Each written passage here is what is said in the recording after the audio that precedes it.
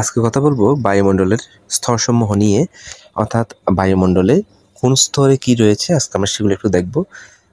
আমাদের পৃথিবীর পৃথিবী পৃষ্ঠ থেকে একদম মহাকাশ পর্যন্ত আমাদের যে বায়ুমণ্ডল স্তর রয়েছে সেই স্তরগুলোকে মোট 5টি ভাগে ভাগ করা যায়। 5টি ভাগগুলো কী কী আমরা সেটা একটু দেখব।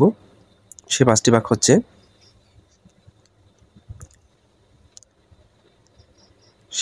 হচ্ছে ট্রপোমণ্ডল, যেটা হচ্ছে প্রথমত ভূগর্ভের উপর হচ্ছে ট্রপোমণ্ডল, এরপর হচ্ছে স্টেরোমণ্ডল, তারপর হচ্ছে মেসোমণ্ডল, তারপর হচ্ছে তাপমণ্ডল, তারপর হচ্ছে এক্সোমণ্ডল।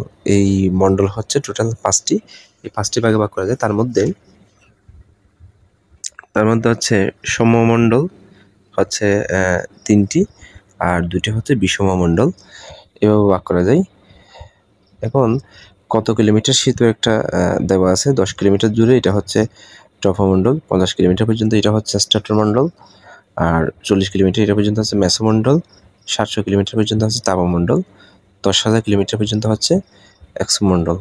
তাহলে আমরা মোটামুটি বায়ুমণ্ডলের স্তরগুলো দেখলাম, 5টি স্তর, কত কিলোমিটার দূরত্ব এবং হচ্ছে নাম কী কী সেটা দেখলাম।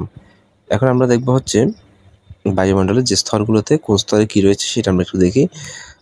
ট্রপোমণ্ডল, যেটা আমরা নিচে পড়ছিলাম, সবচেয়ে নিচে দেখছিলাম, সে ট্রপোমণ্ডলে কিন্তু মানুষ বসবাস করে, আমরা বসবাস করি। কুয়াশা থাকে, মেঘ থাকে, বৃষ্টি থাকে, ধূলিকণা থাকে, জলীয় বাষ্প থাকে, শিলাভূমি থাকে, শিলাবৃষ্টি থাকে, বজ্রপাত থাকে, তুষারপাত থাকে এবং মানুষ সৃষ্টি হয়, প্রাণী সৃষ্টি হয়। এটি প্রতি 1000 মিটার উচ্চতায় 6 ডিগ্রি তাপমাত্রা হ্রাস পায়। অর্থাৎ এই যে আমাদের এই যে ট্রপোমণ্ডল কিন্তু 1000 মিটার উপরে উঠলে কিন্তু 6 ডিগ্রি করে তাপমাত্রা হ্রাস পায়। সবচেয়ে গুরুত্বপূর্ণ স্তর হচ্ছে এটি। মানে এই যে আমাদের আমরা যে একটু আগে দেখলাম, আমাদের ট্রপোমণ্ডল হচ্ছে সবচেয়ে গুরুত্বপূর্ণ একটা পয়েন্ট। ট্রপোমণ্ডল হচ্ছে যেখানে সব কিছুই সম্ভব, মোটামুটি সবচেয়ে গুরুত্বপূর্ণ পার্ট। এরপরে আমরা যদি 2 নম্বর সেক্টরটাতে যাই, 2 নম্বরটা হচ্ছে স্ট্র্যাটোমণ্ডল। সেটাতে যদি আমরা একটু যাই, তাহলে সেক্ষেত্রে আমরা একটু দেখব হচ্ছে 2 নম্বরে কিন্তু স্ট্র্যাটোমণ্ডল জেট বিমান চলাচল করে হচ্ছে এখানে, এবং হচ্ছে ওজোন স্তরের গ্যাস হচ্ছে 03, মানে অক্সিজেন 3 বিদ্যমান, O3 বিদ্যমান। তার স্ট্র্যাটোমণ্ডল হচ্ছে জেট বিমান চলাচল করে এখানে, ওজোন গ্যাস হচ্ছে 03 বিদ্যমান। এরপর 3 নম্বর যদি আমরা দেখি মেসোমণ্ডল এই স্তরকে কোল্ডেস্ট লেয়ার বলা হয় এবং হচ্ছে মহাকাশ থেকে উড়ে আসা উল্কা ধ্বংস হয় হচ্ছে এখানে। অর্থাৎ মহাকাশ থেকে যে উল্কাগুলো পৃথিবীর দিকে অবতরণ করে সেগুলো হচ্ছে ধ্বংস হয় স্তরে এসে, যেটাকে বলা হয় মেসোমণ্ডল।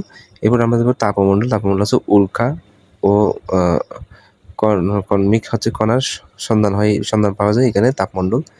বেতার তরঙ্গ প্রতিফলিত হচ্ছে এই তাপমণ্ডলে। এ হচ্ছে এক্সোমণ্ডল হচ্ছে হিলিয়াম হাইড্রোজেনের গ্যাস বেশি থাকে এখানে, সামান্য অক্সিজেন থাকে এবং আর্গন নাইট্রোজেন আছে। অর্থাৎ এখানে গেলে কিন্তু মানুষের শ্বাসকষ্ট তৈরি হয়, যেখানে একদম বিন্দু পরিমাণ অক্সিজেন পাওয়া যায় না। তবে অক্সিজেন যে একদম নেই তা না, যত সামান্য কিন্তু অক্সিজেন পাওয়া যায়।